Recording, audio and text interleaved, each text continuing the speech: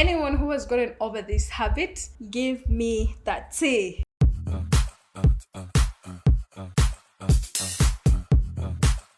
Hey guys, welcome back to my channel. Thanks so much for tuning in. My name is Patra, and if you're new here, I talk about a lot of healing and breaking emotional barriers. If that's something you're interested in, click the subscribe button so we can do that together. So in today's video, I just wanted to add on to the procrastination series that I have on my channel. My struggle and background with procrastination is all in these videos right here, and it's been a whole journey. I used to feel so bad about it and just wanted to get rid of it and just wanted to do every single thing to just like get it out of my system. Procrastination as a habit is so subjective to one's experience, one's opinion, one's current circumstances, and just what one has been through. So that makes it really hard to get rid of. And if anyone has ever gotten rid of it, just please comment down in the comment section, because I really want to know what magic you're using. So in today, I'm just adding on to the tips that I've managed to learn in my journey, and I dare say I feel like it's a habit that we can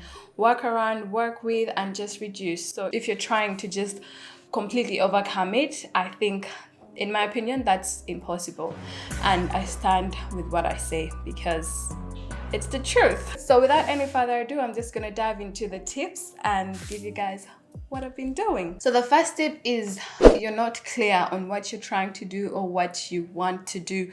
I can't tell you how many times I've procrastinated when things are not clear for me. If something is not clear for me, it just gets really overwhelming for me. I can't really see it in my mind, so it's so easy for me to just sweep it under the rug because it's not something that I've pictured in my mind. So I don't really even know if I want it or not. So when things are not clear, when things are uncertain, we just tend to lose a lot of motivation because there's no hit of dopamine with it. There's no feel good that we are getting with it. So our bodies are completely confused. You might think that it's your mind that's doing all the work, but really it's your body that's doing 95% of the work. And if something is not clear to it, it's not getting any rewards for it, why is it going to do it? It's just going to take you in another direction of things that are giving it the chemicals that it actually wants. It takes steps, and with procrastination you have to break a lot of things down. So that's why it's really important to get clear on your intentions, on your goals, on what you're trying to do, things that you're procrastinating on. So the second tip would be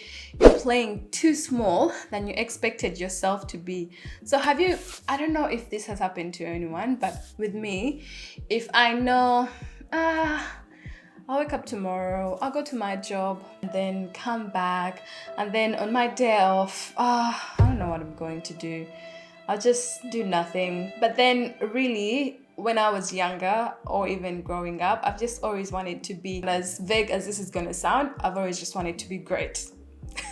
So because I expected myself to be great, and now I feel like I'm average, I feel like I'm this, I feel like I'm that, which is okay, by the way. Like, no, don't let anyone put pressure on you to be great, to be one of the 1%. As long as you're doing things that you are happy with, I feel like that is success to you, and that is greatness to you. How can I introduce little things that are going to excite me and give me that nice feeling of wow? I know this might not resonate for a lot of people, but you're playing too small than you expected yourself to be. And the third tip is you don't have boundaries. Boundaries are so complex, and I have a full video on boundaries, so I'm going to link it down here so you can check it out. Boundaries are going to give you a lot of time. You're accepting a lot of things on your plate. You have a mounting workload. You're not asking for help. It's just really overwhelming for you at this time. You can't really show up when you're always on empty. So first of all, boundaries are not selfish. Boundaries are not going to make you rigid. Boundaries don't make you a bad person. And it's so hard. This step is so hard to step, especially when you're really new to this thing. That's why I recommend that you watch my video so you can understand it a lot more. But yeah, the fourth tip is you don't have a daily ritual. So in my experience, I actually do snooze a lot.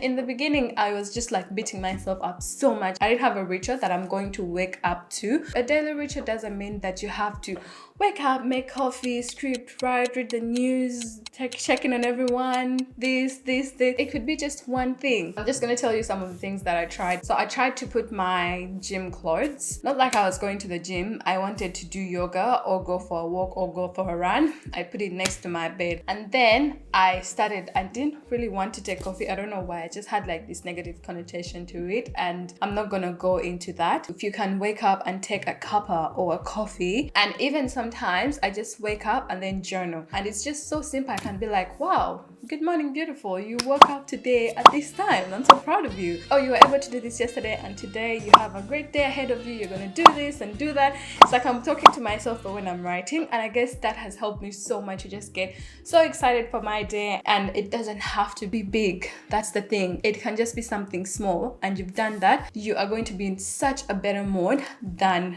not doing anything and just going through your day. And then the fifth one is external validation. So, okay, first of all, you can't make everyone happy. You can't please everyone. You're going to miss out on some things, and that's okay. All of that pressure, instead of serving you, it's just crumbling you. It's just so overwhelming to even get small tasks for yourself done. Everyone is trying to live their life, and that's what you should do. Don't think about what will happen. Think about whatever happens, I'm going to deal with that. And then the sixth one is actually a solution. I'm trying the timer technique. So what I do when I don't want to do something, I just tell myself, okay, I'm going to do it for 5 minutes. And after the 5 minutes, when the timer goes off, I'm going to be like, okay, I'm going to do it for 5 more minutes or 10 more minutes. So what that does, it gets you to not feel guilty for not doing that thing. And you're not putting in a lot of time. So you think that it's not going to be that difficult to commit to that time. But all it's doing is just giving you the momentum to do something,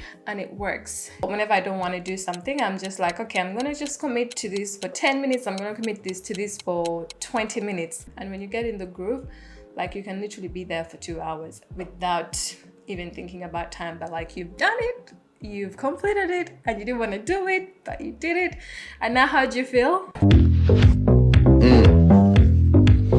then the seventh one is actually intentional procrastination. So because this habit is very hard to get rid of, and like I said, it's so subjective to everyone's experience, everyone's current circumstances. And what I do is I get things that are not important for me to procrastinate on, and I do procrastinate on those. Or I set a timer for myself to procrastinate and just sit down and be like, I'm not going to do that. I'm going to push that. Like, now I'm intentionally saying I'm going to put that off until the timer goes off. I'm like, okay, I've procrastinated. I now feel energized to do a lot of things. 8 is breaking down tasks. So breaking down tasks can also feel a little unclear, but the way to do it is just with priority and urgency. So obviously this is going to need you to know your priorities first, because that's the most important. And after you've known your priorities, then that's when you can determine if they're urgent or if they're not. I have this box that helps me. I used to have in my phone. After realizing your priority tasks, okay, now you're going to dive into those priority tasks and still apply the box. Yeah, it just goes deeper and deeper, and it's so easy to be applied in a lot of tasks and little tasks and micro tasks. It's just easy to like apply it in all of those areas. So that's why it's such a great tool. And then the last one is, drum roll,